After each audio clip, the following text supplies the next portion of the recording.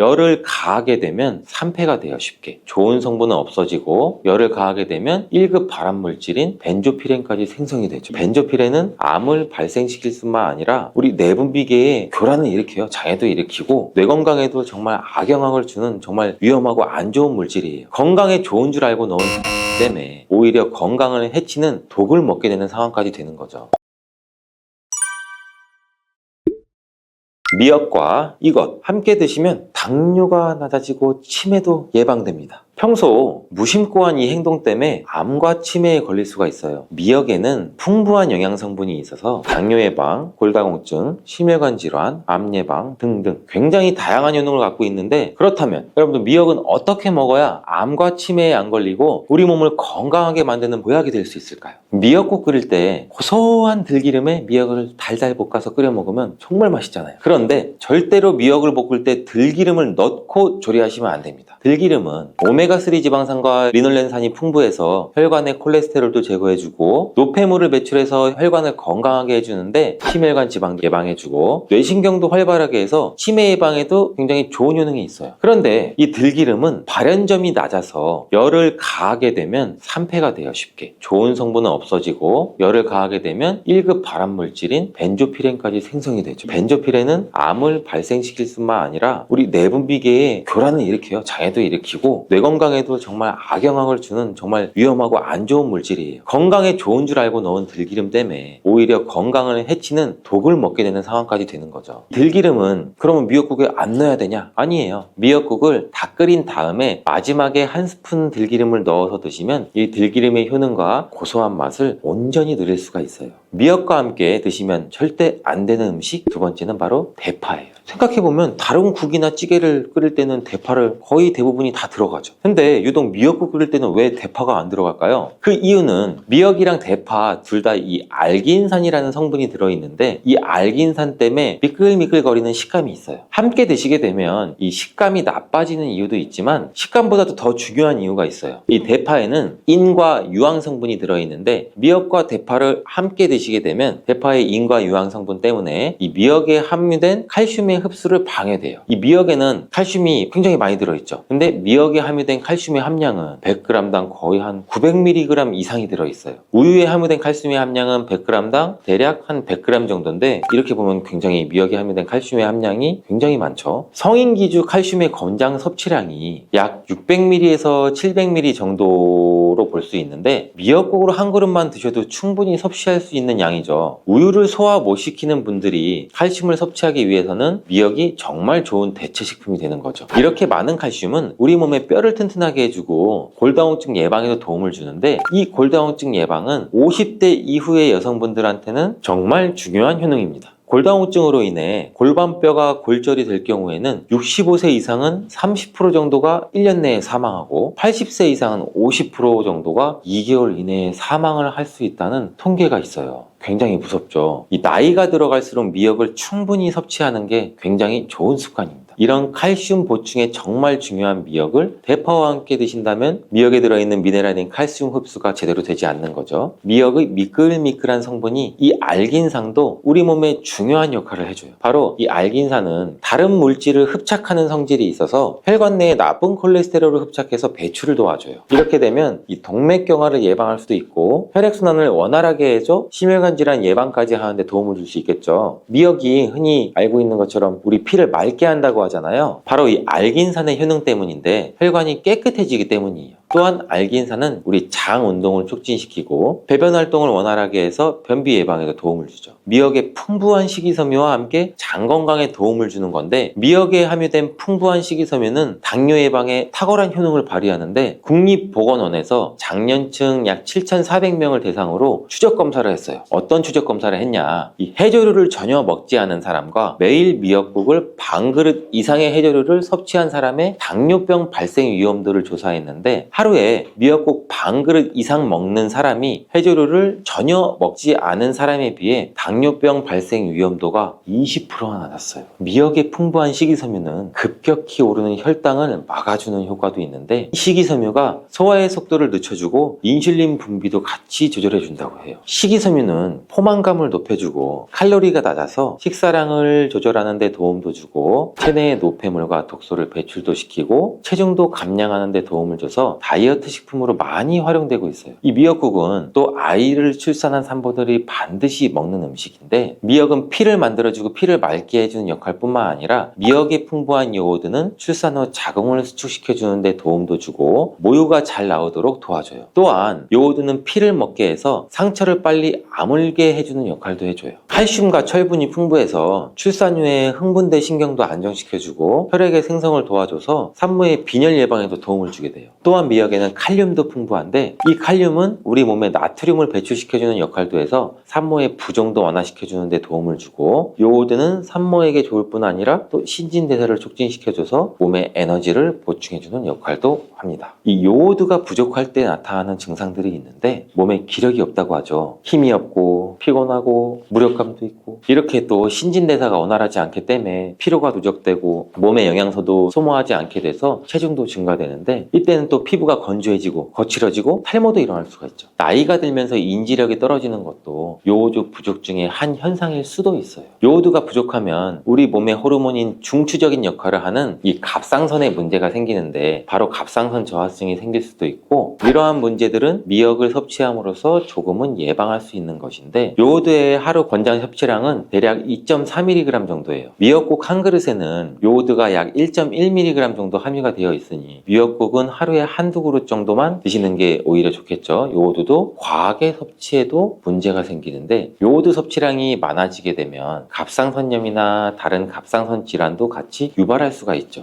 특별히 갑상선에 문제가 있으신 분들이나 약하신 분들은 미역을 과다하게 섭취하는데도 주의하시는 게 좋고, 갑상선은 우리 몸의 중요한 내분비 기관 중 또 하나예요. 갑상선은 목 부분 기관지 아래에 위치한 나비 모양의 내분비 기관인데 굉장히 중요한 여러 기능을 하는데, 그 중에서도 대사율을 조절하는 역할이 있어요. 갑상선은 T3 호르몬, T4 호르몬이 있는데, 이 호르몬들을 우리 몸에 분비해서 우리 몸의 에너지 소비와 체온 조절 역할을 하는 데에도 굉장히 중요한 역할을 하게 돼요. 갑상선 호르몬은 신경 시스템의 정상적인 기능을 유지하는 데 꼭 필요한 호르몬인데, 이게 제대로 분비가 되지 않아서 수치가 너무 높거나 낮게 되면 우울증 증세, 불안 증세, 기억력 감퇴, 이러한 문제도 발생할 수 있고, 이 갑상선 호르몬에 영향을 미치는 것 중에 요오드가 있는데, 요오드가 부족하면 세계보건기구에서는 뇌세포가 손상되고 치매가 발생할 수도 있다고 보고하고 있어요. 갑상선 저하증이나 항진증이 있으신 분들이 요오드가 많은 미역을 드시면 오히려 건강을 더 해칠 수가 있는데, 건강하신 분들은 미역을 많이 드셔도 이 호르몬 조절이 잘 돼서 문제가 없지만, 갑상선 기능에 문제가 있어 호르몬 조절이 잘 안 되시는 분들은 이 요오드의 수치가 높아지게 되면 체내의 활성산소도 증가하게 돼서 염증도 유발시킬 수가 있고, 갑상선염도 유발될 수 있고, 극히 드물지만 갑상선 암으로까지 발전시킬 가능성도 가지고 있다고 하네요. 따라서 갑상선약을 드시고 계시거나 갑상선에 문제가 있으신 분들은 미역을 드실 때 너무 과하지 않게 주의하는 게 좋겠습니다. 날이 갈수록 암에 대한 발병률도 높아지고 있어 암에 대한 관심도가 높아지는 것도 사실이죠. 미역에는 강력한 항암 효과도 가지고 있는데, 건강식품으로는 굉장히 좋아요. 미역에는 요오드, 식이섬유, 칼슘, 비타민 굉장히 많은 영양소가 있다고 했잖아요. 그런 것들보다 훨씬 중요한 것이 있어요. 바로 후코이단이라는 성분인데, 이 성분이 바로 강력한 항암작용을 한다고 알려져 있어요. 후코이단 성분은 미역의 줄기보다 이 미역 귀에 7배나 많이 들어있고, 요즘에 미역 귀가 항암식품으로 굉장히 많이 알려지고 있어요. 이 후코이단은 암세포가 스스로 사멸되도록 유도하는 효능이 있는데, 이러한 효능으로 암세포가 생기는 것을 막아주고 전이 되는 것도 방지할 수가 있다는 거죠. 이 후코이단은 폐암, 간암, 대장암, 유방암 등등 백혈병에 효능이 좋다고 입증된 논문들이 발표되기도 했는데, 후코이단은 항암작용 외에도 콜레스테롤이 혈관에 흡착되지 않도록 막아주고 혈류도 원활하게 해줘 혈관을 건강하게 해주는 역할도 같이 해준다고 해요. 이렇게 혈관을 깨끗하게 해줘 뇌졸중과 뇌경색, 심근경색 등의 심혈관 질환도 예방할 수 있고,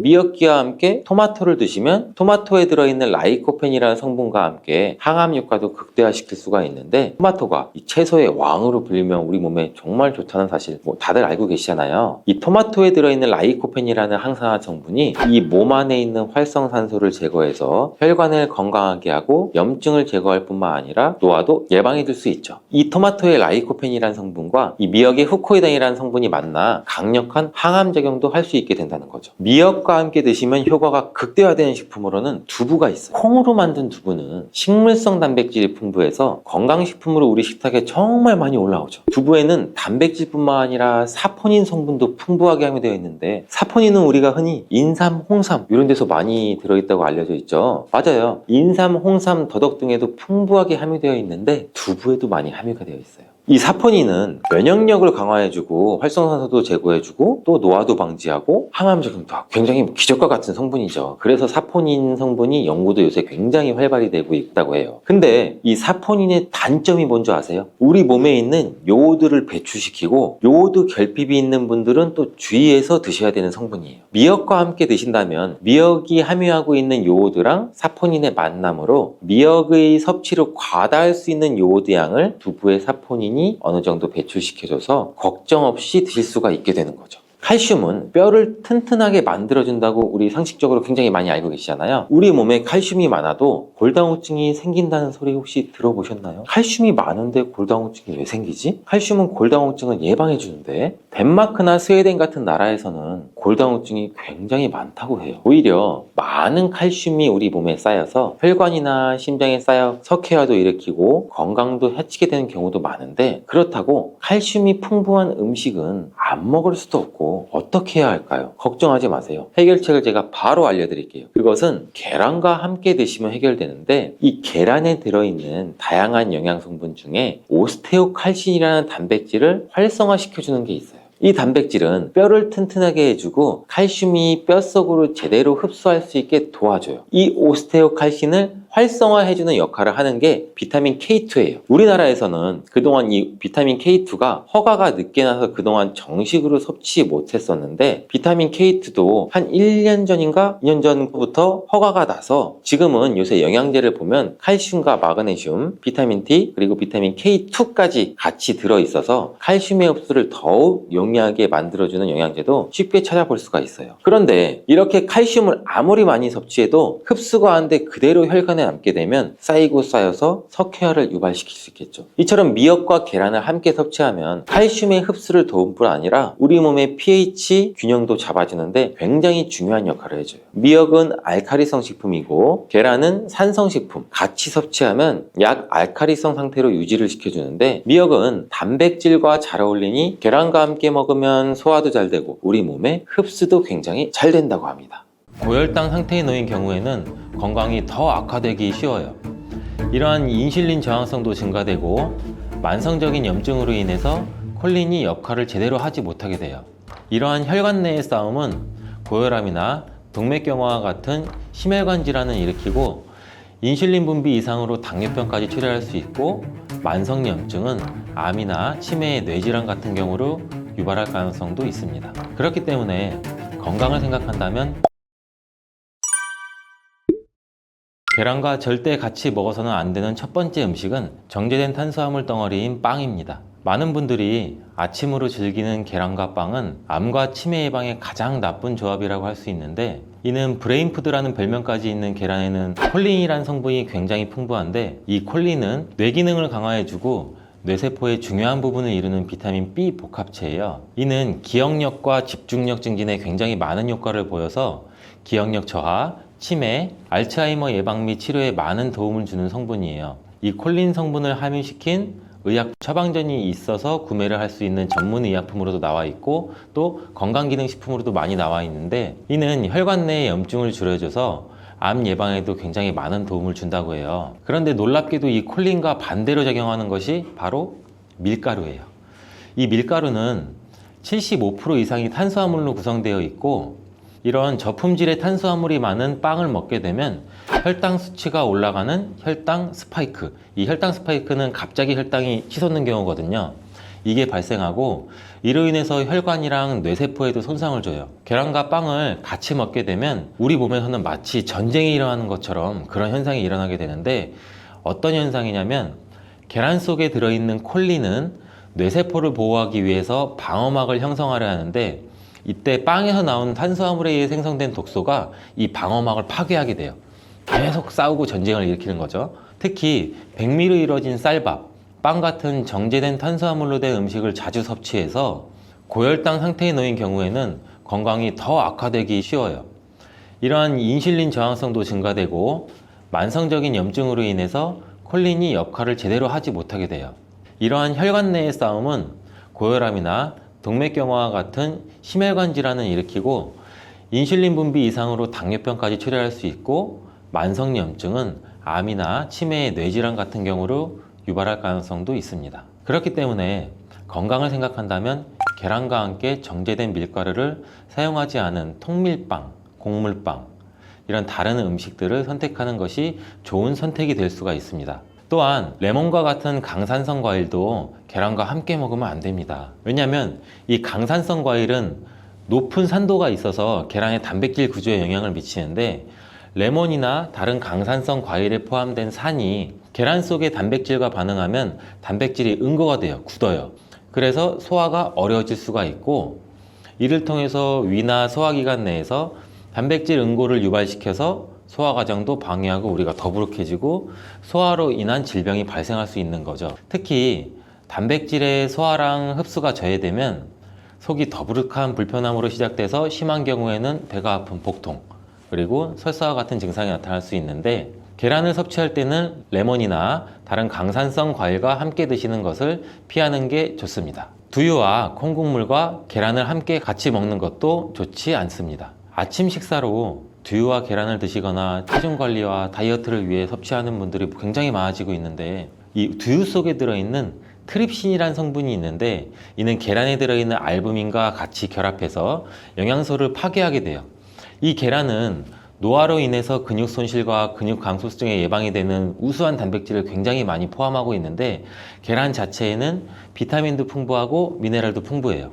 근데 이 두유랑 함께 섭취할 경우는 이 영양 성분들의 이점을 충분히 얻지 못하게 되는 결과를 초래하는데, 혹시 계란과 녹차나 홍차 같은 경우도 함께 드신 적이 있어요? 이러한 차들도 피해야 돼요. 그 이유는 찻잎 속에 있는 탄닌이라는 성분이 계란의 단백질과 결합을 해서 탄닌 단백질을 형성하게 돼요. 이는 우리 위랑 장에 문제를 일으킬 수 있고, 이 탄닌 단백질은 우리 몸의 장의 연동운동, 올라가고 내려가고 장이 주물떡거리고 우리가 변을 잘 보아야 되는데, 이런 장의 연동운동까지도 늦추게 되고, 또 장내 환경도 악화시켜서 변비를 유발할 수도 있고, 아니면 발암물질의 체내 흡수 가능성을 높일 수가 있어요. 이렇게 탄닌과 계란의 조합이 건강에 악영향을 주기 때문에 계란과 감을 함께 드시는 것도 안 좋습니다. 계란을 먹은 뒤에 감을 드시면 가벼운 두통과 설사, 그리고 구토 증상까지 나타날 수 있으며, 심각한 경우에는 급성 위장병이 나타날 수 있고 또 폐결석도 나타날 수 있어요. 이런 이유도 감에 들어있는 탄닌 성분이 단백질 소화 기능을 방해하기 때문인데요. 이러한 탄닌은 위와 소화기관 안에서 단백질과 결합해서 덩어리를 형성하고 단백질의 분해 요소일 작용을 방해하기 때문입니다. 계란과 함께 섭취할 때는 탄닌이 들어있는 음식은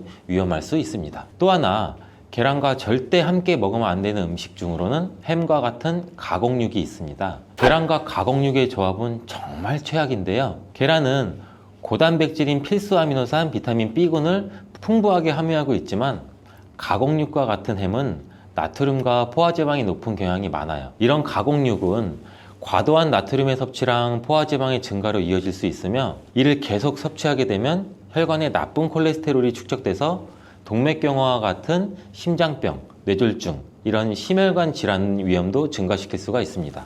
또한 가공육에 포함된 첨가물과 방부제는 소화를 방해하고 장내 환경에 안 좋은 영향도 미칠 수가 있고, 계란을 드시는 것을 꺼려 하시는 분들은 계란이 콜레스테롤 수치를 올려서 우리 몸의 건강에 해롭다고 생각하시는 분들도 굉장히 많은데, 이 생각이 틀렸다는 것을 제가 알려드릴게요. 유독 계란이 콜레스테롤을 높여서 성인병을 유발하는 주범인 듯한 이야기는 왜 생길 걸까요, 도대체? 콜레스테롤이 함유된 식품은 계란 말고도 정말 많은데, 그 이유는 계란 한 알에 들어있는 콜레스테롤 양이 사람이 하루 섭취해야 할 콜레스테롤 양의 65%나 되기 때문입니다. 콜레스테롤 양만 따지면 계란 하나를 먹었다면 콜레스테롤이 든 다른 음식은 무조건 피하셔야 돼요.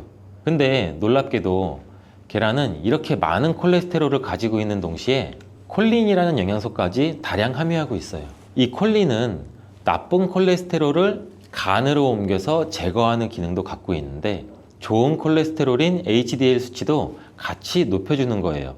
따라서 계란의 콜레스테롤은 콜린에 의해서 자연스럽게 좋은 콜레스테롤로 전환이 된다는 거죠. 그래서 계란을 한두 개 더 먹어도 전혀 문제가 되지 않아요. 만약 중증 심혈관 질환에 걸린 경우가 아니라면 일반적으로 하루 두세 개 정도의 계란 섭취는 건강을 지키는데 큰 도움이 될 수 있습니다. 이제 콜레스테롤 걱정 없이 우리 모두 계란을 먹어도 되겠죠? 당뇨가 있으신 분들도 마찬가지예요. 50대 이후가 되면 당뇨 환자가 급격히 많아지게 되는데, 당뇨는 정말 무서운 병이에요. 당뇨는 당뇨 한 가지만으로도 위험하지만 당뇨로 인한 고혈압, 심근경색, 뇌졸중, 치매, 다른 질병을 유발시키기 때문에 그런데, 당뇨의 원인 중 하나는 비만이 있는데, 이 비만 관리가 바로 당뇨 관리로 직결된다고 해도 과언이 아니죠.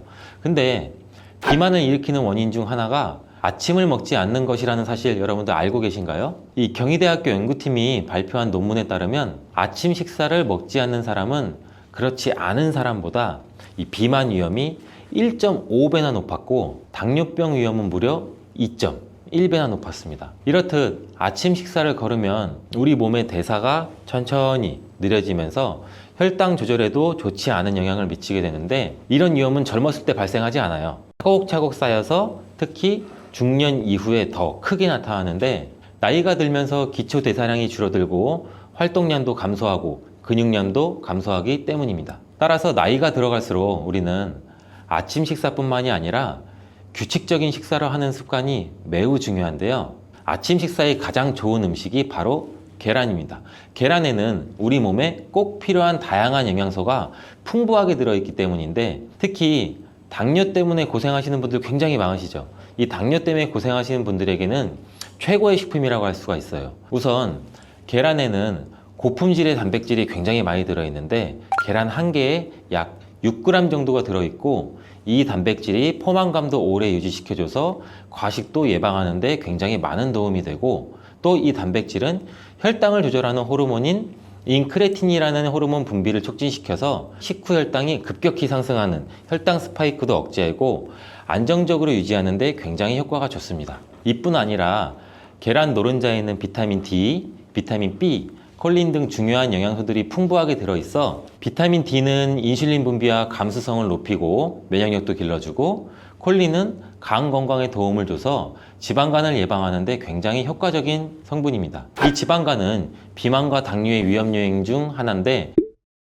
이렇게 좋은 계란도 함께 먹으면 우리 몸에 보약이 되는 굉장히 좋은 음식들이 있는데, 더욱 풍부한 영양을 섭취할 수 있고 당뇨와 비만 관리에도 도움이 되는 음식들이 있어요. 계란과 토마토는 빼놓을 수 없는 최고의 음식 궁합입니다. 계란과 토마토, 이 둘의 궁합은 영양학적으로만 보더라도 굉장히 이상적이에요. 계란은 아까 말씀드렸듯이 단백질, 비타민 B군, 그리고 필수 아미노산을 굉장히 많이 함유하고 있는데, 한편 토마토는 우리가 흔히들 많이 알고 계시죠. 비타민 C, 그리고 항산화 물질인 라이코펜을 굉장히 많이 함유하고 있어요. 그래서 이들이 만날 때 서로의 영양적 가치가 굉장히 배가 되는 거죠. 토마토 속의 라이코펜은 지방에 용해되기 때문에 계란과 같이 먹을 때 그 흡수율이 굉장히 높아지는데, 이러한 조합은 우리 심혈관 건강을 지키고 면역력을 높이는 데 아주 효과적이고, 토마토에 들어있는 비타민 C는 계란에 들어있는 철분의 흡수를 돕기 때문에 빈혈 예방에도 굉장히 좋습니다.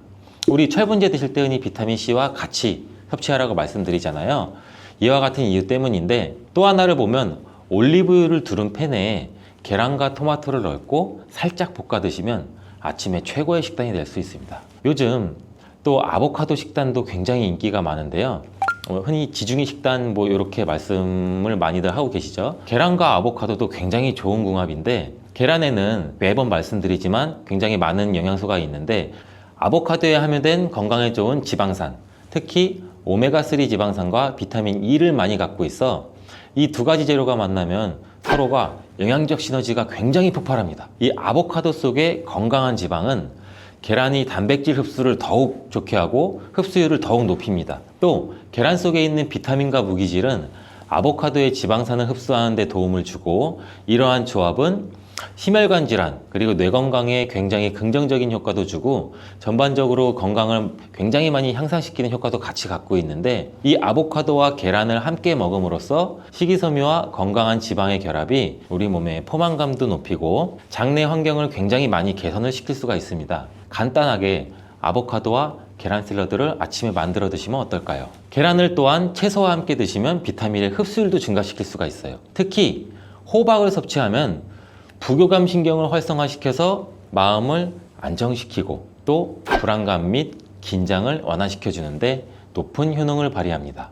스트레스는 만병의 근원이라고 하는데 이 계란과 호박을 함께 드시면 스트레스는 물론 몸의 피로도 같이 줄여주기 때문에 비타민 A와 베타카로틴이 많은 호박을 섭취하면 또 눈 건강에도 굉장히 유익하다고 합니다. 계란에 함유된 루테인과 지아자틴과 같은 카로티노이드 성분과 함께 작용하여 강력한 항산화 효과를 발휘하고 망막을 보호하고 황반색소 밀도도 유지시키고 녹내장 또 퇴행성 안구 질환의 발병률도 낮춰줄 수 있습니다. 우리 흔히 많이 드시는 눈 영양제 조합을 보면은 루테인, 지아잔틴, 항산화 물질인 아스타잔틴, 또 베타카로틴과 이렇게 다 같이 구성이 되어 있는 걸 보셨을 거예요. 그 이유가 바로 여기에 있습니다. 최근에 시야가 뿌옇게 느껴지는 분들이 계란과 호박을 곁들인 식사를 하시면 더욱 좋답니다. 계란과 완벽하게 어울리는 다른 식재료 중 하나는 치즈가 있습니다. 치즈는 그 맛이 좋을 뿐만 아니라 영양학적으로도 계란과 아주 좋은데 계란이 완전 식품으로 여겨질 정도로 여러 영양소를 가지고 있음에도 불구하고 상대적으로 칼슘 함량은 굉장히 낮아요. 근데 유제품인 치즈는 칼슘을 풍부하게 함유하고 있어서 이를 보완해 줄 수가 있죠. 특히 유제품 중에서는 치즈는 계란과 굉장히 잘 어울리는데 치즈는 발효된 우유에서 만들어지면서 그 발효 과정에서 유산균이 작용해 단백질 함량이 감소해서 과다한 단백질의 섭취를 피하면서도 서로 영양적 혜택을 굉장히 많이 보완할 수가 있어요. 이 사과도 계란과 정말 잘 어울리는 식품인데 다양한 영양소가 계란에 굉장히 균형 있게 포함되어 있는데 이 비타민 C와 식이섬유가 상대적으로 적은 편이라는 점에서 사과가 이를 완벽하게 보완해 줄 수가 있어요. 사과는 비타민과 식이섬유가 많아서 장 기능을 활성화하고 배변을 원활하게 하는 데 기여할 뿐만 아니라 혈관에 누적된 해로운 콜레스테롤도 없애 동맥경화, 심장질환, 뇌졸중 등 심혈관 질환을 예방하는 데 도움을 많이 줘요. 특히 단백질 소화에 매우 이롭다는 점에서 계란 섭취 후 소화가 약간 더부룩하게 느껴지시는 분들이라면 이때 사과를 드신다면 소화액 분비를 촉진시켜서 소화를 도움을 줄 수 있습니다. 오늘도 똑똑하고 건강한 식습관을 위해 노력해보면 어떠신가요? 건강한 습관이 나를 만든다. 잊지 않기를 바라겠습니다. 두부를 드실 때 주의할 점은 시금치와 함께 드시면 안 된다는 거예요. 이 시금치는 철분이 풍부하게 함유되어 있는 음식이죠. 빈혈 예방에도 효과적인 것으로 알려져 있는데 비타민 A나 루테인, 지아잔틴 등등의 영양소가 풍부해서 눈 건강에도 효능이 있고 마그네슘, 비타민 K 또 풍부해서 굉장히 다양한 영양소가 함유되어 있는 것으로 알려져 있어요. 그러나 문제는 시금치에 함유된 옥살산 성분이에요. 이 옥살산 성분이 두부의 칼슘과 결합하게 되면 수산칼슘이라는 성분이 만들어지는데 이 성분이 결정을 이뤄서 신장이나 요로에 쌓여서 결석이 될 가능성도 갖고 있어요. 이 신장 결석, 요로 결석이 되면 극심한 통증을 유발할 수가 있다는 건데 이 시금치를 드실 때 두부와 같이 많은 음식은 피하시고 별도로 섭취하는 게 오히려 좋겠습니다. 단백질 폭탄으로 알려진 두부는 건강식으로 많이 드시는 대표적인 식재료죠. 근데 두부를 잘못 드시면 오히려 건강을 해칠 수 있다는 사실 알고 계세요? 두부를 먹을 때 독이 되는 최악의 경우, 그리고 두부를 어떻게 먹어야 몸에 보약이 될 수 있는지에 대해서 알려드릴게요.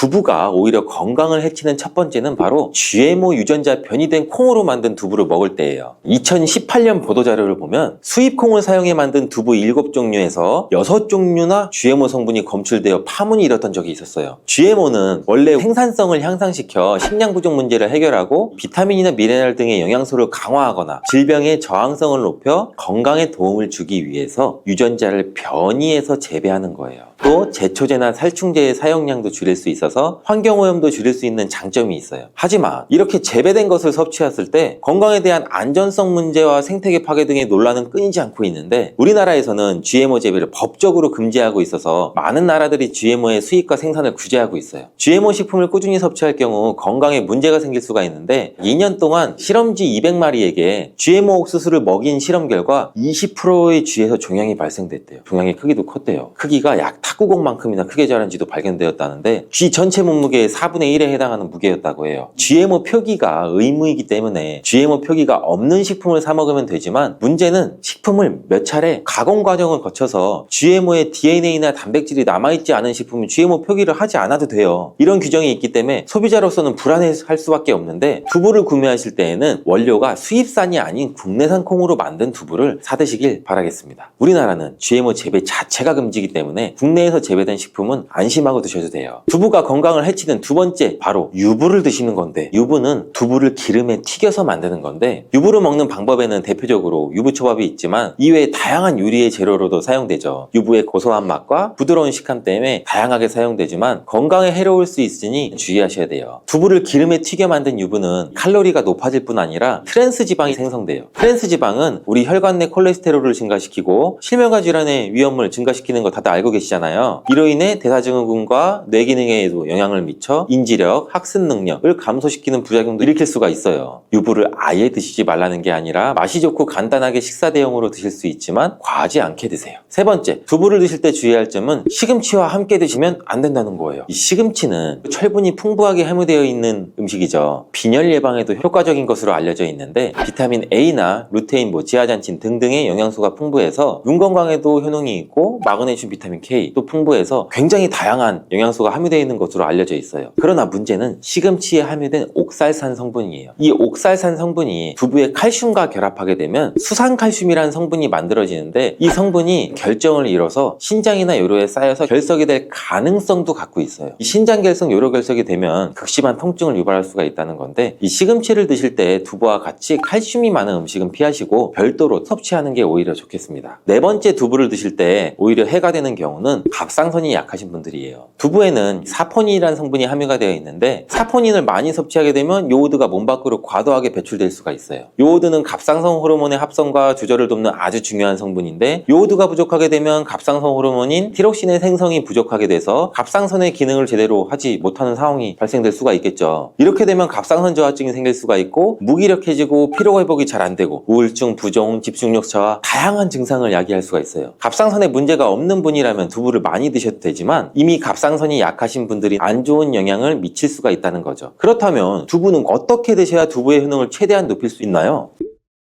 두부는 기본적으로 단백질이 풍부한데, 이뿐 아니라 리놀렌산, 레시틴, 피토스테롤 등등의 성분이 풍부하고, 몸 안의 콜레스테롤 수치를 낮춰주고 혈액순환도 원활하게 해서 동맥경화나 심근경색, 뇌출혈 등등 심혈관 질환을 예방할 수 있어요. 또한 두부는 이 체력과 근력을 유지하는 데도 큰 도움을 주는데, 바로 두부에 들어있는 풍부한 단백질 때문이죠. 근육은 매일 일정량이 새로운 근육으로 대체돼서 생성이 돼요. 그렇기 때문에 매일매일 단백질을 공급해줘야 되는데, 우리 몸에 단백질을 공급해주기 위해 정말 유용한 음식이 두부죠. 또 이 두부 안에는 콜린이라는 성분이 풍부한데, 콜린은 이 알츠하이머성 치매를 예방하는 데도 탁월한 효능도 발휘하게 되고, 탈모 예방에도 도움이 돼요. 머리카락의 원료인 단백질을 보충하는 데도 도움이 될 뿐 아니라, 이 이소플라본 성분이 풍부해서 남성 호르몬도 조절해주는 효과도 같이 갖고 있어요. 그래서 호르몬성 탈모 예방에도 도움을 줄 수가 있는 거죠. 또한 두부는 건강하게 장수하는 데에도 도움이 되는데, 많은 과학자들의 연구 결과 건강하게 장수한 사람들의 특징이 식물성 단백질을 꾸준히 섭취했다는 사실을 발견했습니다. 발견했고, 동물성 단백질을 식물성 단백질로 바꿔 섭취했을 때 사망의 위험성도 낮아진다는 연구 결과도 있어요. 이러한 효능이 극대화되려면 소화, 흡수가 잘 돼야겠죠. 두부 중 소화 흡수가 가장 잘 되는 것이 바로 순두부예요. 순두부는 일반 두부와 마찬가지로 비질을 분리한 콩물에 응고력이 약한 응고제를 넣어 만든 건데, 그렇기에 훨씬 부드럽고 소화 흡수가 잘 되는 형태가 되는 거죠. 하지만 단점은 일반 두부보다 단백질, 섬유질 등 영양성분 함량이 조금 떨어지는 거예요. 이러한 단점을 보완하기 위해서는 계란이 좋은 대안이 될 수가 있어요. 순두부찌개에 이 계란이 들어가는 것은 맛뿐 아니라 영양학적으로도 찰떡궁합인 거죠. 순두부와는 식감이 완전히 다른 쫄깃한 두부면이 요즘 또 인기가 높아지고 있는데, 밀가루를 대체할 수 있는 다이어트 식품으로도 많이 알려지고 있죠. 다양한 면 요리에 사용되는데 단순히 두부를 면 모양으로 만든 것이 아니라 일반 두부보다 단백질의 함량이 2배 정도 높아서 건강에 더욱 좋은 식품이에요. 두부에서 수분을 빼고 응축시켜서 만들기 때문에 같은 무게당 영양 성분의 함량이 높아지는 거죠. 두부는 양배추와 함께 드시면 좋은데, 두부는 단백질이 풍부하지만 비타민C와 섬유질이 부족하죠. 양배추와 함께 드시면 모든 영양소를 골고루 섭취할 수 있게 되죠. 또 귀리를 넣은 잡곡밥과 함께 드시면 좋은데, 귀리에 풍부하게 함유된 식이섬유와 베타블루칸, 두부의 단백질, 칼슘을 충분히 섭취할 수 있는 거예요. 두부는 그리고 미역과 김, 다시마와 같은 해조류와 함께 드시면 좋은데, 이런 해조류와 함께 드시게 되면 두부의 단백질을 흡수하는 데 극대화되고, 두부의 사포닌으로 인한 요오드 배출을 해조에 풍부한 요오드 성분이 상쇄시켜 줄 수가 있는 거죠. 두부와 함께 먹으면 좋은 음식으로는 토마토가 있어요. 토마토에는 라이코펜이라는 강력한 항산화 성분이 함유되어 있어서 세포의 노화를 방지하고 활성산소를 제거해서 혈관을 건강하게 보호해서 암을 예방하는 효능도 가지고 있죠. 두부와 토마토 그리고 계란까지 함께 살짝 볶아 드신다면 풍부한 영양 성분을 섭취할 뿐 아니라 암 예방과 체중 감량에도 좋고 피부 미용에도 탁월한 효능을 누릴 수가 있어요.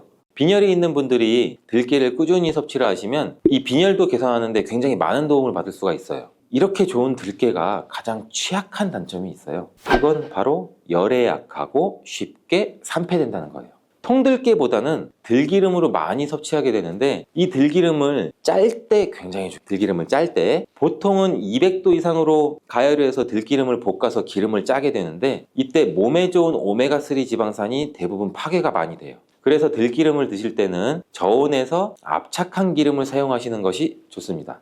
저온 압착류 또는 생들기름이라고도 하는데, 이 기름을 요리에 사용할 때도 열에 오랫동안 가열하지 말고 요리가 끝나갈 무렵에 촉촉촉 이렇게 들기름을 넣어 주시거나 먹기 직전에 드레싱해서 드시는 게 굉장히 좋습니다. 또한 이 들기름은 산패가 쉽게 되는데, 이 들기름이 산패되면 벤조피렌이라는 물질이 생성되는데, 이게 1급 발암 물질이에요. 이 산패된 들기름을 지속적으로 드시게 되면,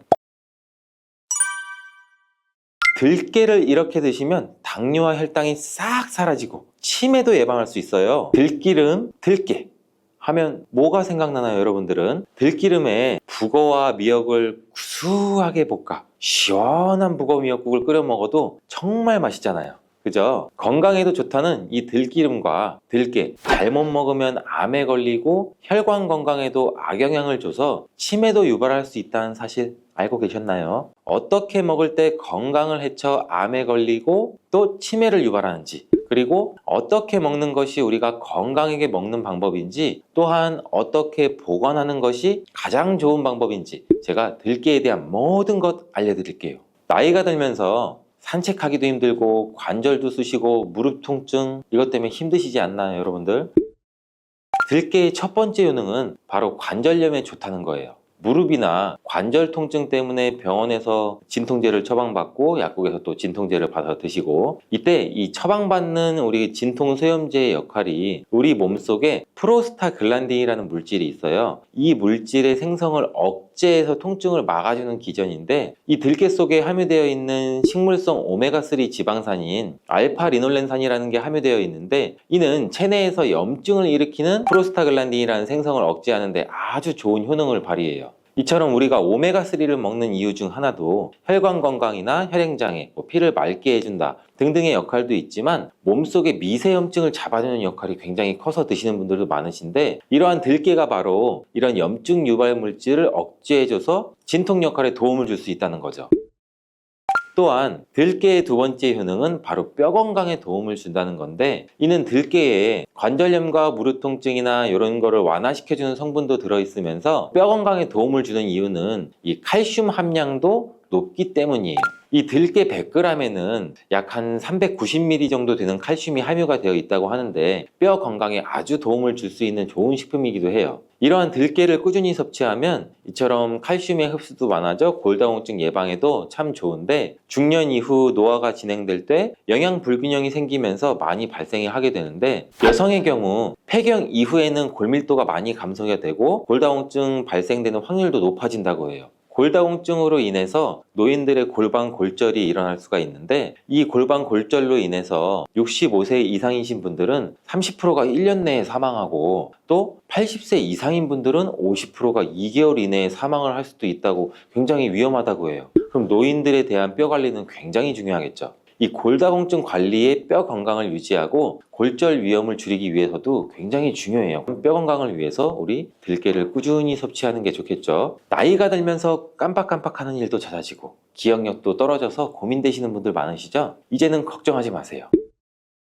세 번째 들깨의 효능은 바로 뇌 건강, 뇌신경을 튼튼하게 해주고 기억력도 높여주고 치매를 예방하는 데 도움을 줄 수 있다는 거예요. 이렇게 좋은 효능이 있는 이유는 잠깐 말씀드린 대로 오메가3가 풍부하게 함유가 되어 있는데, 이 오메가3는 보통 흔히들 알고 계시듯이 등푸른 생선에 많이 함유되어 있다고 알고 계시잖아요. 이것은 동물성 오메가3고, 식물성 오메가3인 이 알파 리놀렌산이라는 거는 들깨에 많이 들어있어요. 이 들깨에 함유된 지방산 중에서 이 60% 정도나 차지하는 게 바로 이 알파 리놀렌산인데, 이 알파 리놀렌산은 뇌신경 보호에 탁월한 효과가 있는데, 어떻게 뇌신경을 보호하느냐? 뇌신경에 염증을 일으켜서 망가뜨리는 이 사이토카인이라는 물질이 있는데, 이러한 사이토카인이라는 물질의 분비를 감소를 시키고, 또 알츠하이머 치매 환자의 뇌에서 많이 발견되는 이 비정상적인 단백질이라는 게 있어요. 이게 베타 아밀로이드라고 하는데, 바로 이 알파 리놀렌산이 이 베타 아밀로이드를 감소시키기 때문이에요. 참치에도 많이 함유되어 있다는 DHA 많이 들어보셨죠? 이 DHA가 대표적인 뇌기능 강화 물질인데, 이 DHA가 우리의 기억력도 높여주는 데 도움 주고 또 학습 능력 또한 좋게 만들어주는데, 이 DHA는 체내에서 잘 합성이 되지가 않아서 식품으로 섭취를 하는 게 좋아요. 이 들깨에 함유된 알파 리놀렌산이 흡수될 때 바로 이 DHA로 전환이 돼요. 그래서 어린이 전용 오메가3 같은 경우에서도 약국에서 많이 보시면 이 EPA보다는 DH 함유량이 높은 영양제도 굉장히 많이 찾아볼 수가 있는데, 이렇듯 들깨가 뇌신경이나 뇌 건강에 좋은 이유가 바로 이것 때문이에요. 네 번째 들깨의 효능은 이 심장을 건강하게 하고 혈관의 노화를 막아주는 데 도움을 준다는 거예요.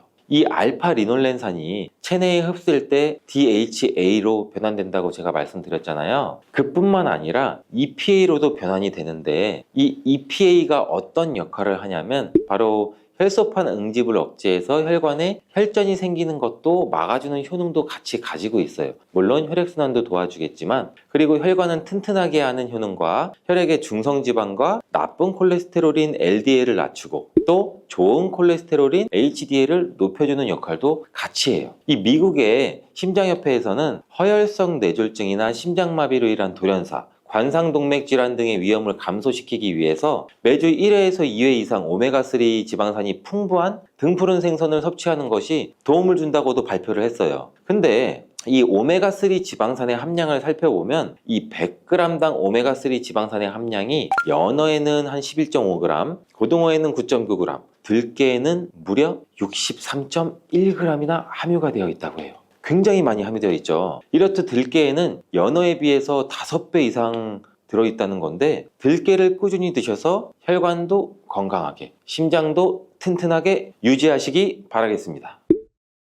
다섯 번째 들깨의 효능은 바로 변비에 좋다는 거예요.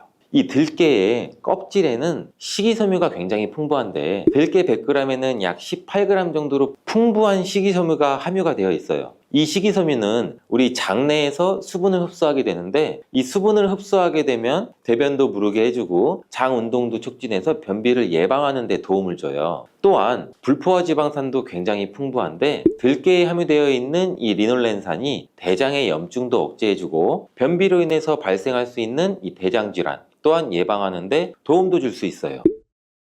여섯 번째 들깨의 효능은 바로 이 췌장을 건강하게 하는데 도움을 준다는 거예요. 들깨에는 또 루테올린이란 성분이 풍부하게 들어있는데 이 성분은 몸 안에서 인슐린에 대한 반응도를 높이는 기여를 해요. 이게 무슨 말이냐면 우리 췌장에서 인슐린이 분비가 되죠. 인슐린이 조금만 분비하게 돼도 몸 안에서 이 인슐린에 대해서 반응을 잘하면 혈당이 급격히 올라가는 것도 막아주고 또 췌장에서 인슐린 분비도 멈추는 역할을 하겠죠. 이렇게 췌장의 부담을 많이 덜어줄 수 있다는 거예요. 루테올린을 통한 인슐린 반응도가 높아지면 당뇨도 예방할 수 있고 혈당 조절에도 많은 도움을 받을 수 있어요. 일곱 번째 들깨의 효능은 알레르기성 질환을 예방하는 데 도움을 주는 건데 들깨에 오메가3 지방산이 많이 함유되어 있다고 했잖아요. 이 오메가3 지방산이 염증을 억제하고 면역력을 강화시키고 이러한 효과가 있어서 알레르기 증상도 예방하고 완화시키는 데 도움도 줄 수 있어요. 그리고 또 비타민 E가 풍부하게 함유가 되어 있는데 이 비타민 E는 항산화 작용이 뛰어나고 알레르기 반응을 일으키는 물질인 히스타민의 분비를 억제하는 효과도 있어요. 여러분들이 처방받는 항히스타민제 굉장히 유명한 제품들 많잖아요. 약국 가면 이거와 비슷한 비전이라고도 뭐 어찌 보면 그렇게 볼 수가 있겠죠. 여덟 번째 들깨의 효능은 빈혈에 좋다는 거예요. 들깨에 약 100g에는 철분이 14mg 정도 함유가 되어 있는데 이는 시금치의 약 2배에 해당이 돼요. 시금치보다도 이 철분 함량이 높아서 빈혈에 도움을 줄 수도 있고 그뿐 아니라 이 들깨에 함유된 비타민 B12라는 성분은 이 조혈작용 즉 피를 만들어주는 작용을 도와주는데 이 조혈작용이란 그 혈액 속에 혈구를 어떻게 보면 만들어내는 과정을 말하죠. 빈혈이 있는 분들이 들깨를 꾸준히 섭취를 하시면 이 빈혈도 개선하는데 굉장히 많은 도움을 받을 수가 있어요. 이렇게 좋은 들깨가 가장 취약한 단점이 있어요. 그건 바로 열에 약하고 쉽게 산패된다는 거예요. 통들깨보다는 들기름으로 많이 섭취하게 되는데 이 들기름을 짤 때 굉장히 좋아요. 들기름을 짤 때 보통은 200도 이상으로 가열을 해서 들기름을 볶아서 기름을 짜게 되는데 이때 몸에 좋은 오메가3 지방산이 대부분 파괴가 많이 돼요. 그래서 들기름을 드실 때는 저온에서 압착한 기름을 사용하시는 것이 좋습니다. 저온 압착유 또는 생들기름이라고도 하는데 이 기름을 요리에 사용할 때도 열에 오랫동안 가열하지 말고 요리가 끝나갈 무렵에 촉촉촉 이렇게 들기름을 넣어 주시거나 먹기 직전에 드레싱해서 드시는 게 굉장히 좋습니다. 또한 이 들기름은 산패가 쉽게 되는데 이 들기름이 산패되면 벤조피렌이라는 물질이 생성되는데 이게 1급 발암 물질이에요. 이 산패된 들기름을 지속적으로 드시게 되면 발암 물질을 계속 먹게 되는 거죠. 그래서 이 들기름의 사용 기간 또한 지켜주시는 게 좋은데 보통은 2달 이내로 드시는 게 가장 좋고 개봉을 하셨다면 1달 이내에 소비하는 것을 추천드립니다. 어떻게 보면 어린이 시럽이랑도 비슷하죠, 유통기한이. 이 들깨는 또한 보관 방법도 굉장히 중요해요. 신문지나 검은 비닐 이런 걸로 감싸서 빛을 차단하고 밀봉한 상태에서 반드시 냉장 보관하시기를 추천해 드립니다. 실온에 두신다면 들기름의 산패는 급속히 진행이 돼요. 근데 이 들기름을 오래 보관할 수 있는 방법도 있는데 이것은 참기름과 섞어서 보관하는 거예요. 이 참기름에는 비타민 E와 세사몰이라는 성분이 있는데 이 성분이 들기름의 산패를 막아줘서 도움을 주죠. 이 세사몰이라는 성분은 참기름을 고온에서 볶거나 기름을 짜는 과정에서 생성되는 물질인데 이 때문에 다른 기름에 비해 참기름이 산패가 느리고 지속성이 좋은 거예요. 그래서 들기름과 참기름을 7:3, 8:2 정도로 섞어서 보관하시면 조금 더 오래 보관할 수가 있습니다. 근데 들깨를 기름으로 드시게 되면 들깨 껍질을 섭취할 수가 없잖아요. 들깨 껍질에 몸에 좋은 식이섬유와 대표적인 항산화 물질인 이 페놀 성분들을 다 버리게 되는 거예요. 그래서 들깨를 제대로 드시려면 들기름보다도 통들깨 자체로 드시는 게 좋은데 우리 마트 많이 가잖아요. 마트에 가면은 통들깨보다도 들깨 가루를 굉장히 많이 판매해요. 이 들깨가루는 산패가 빨리 되기 때문에 통들깨를 구매해서 드시는 것을 추천을 드리고, 이 통들깨를 구매하시면 그 안에 작은 돌이라든지 이물질이 또 많이 들어있겠죠. 그래서 세척도 잘 해주셔야 돼요.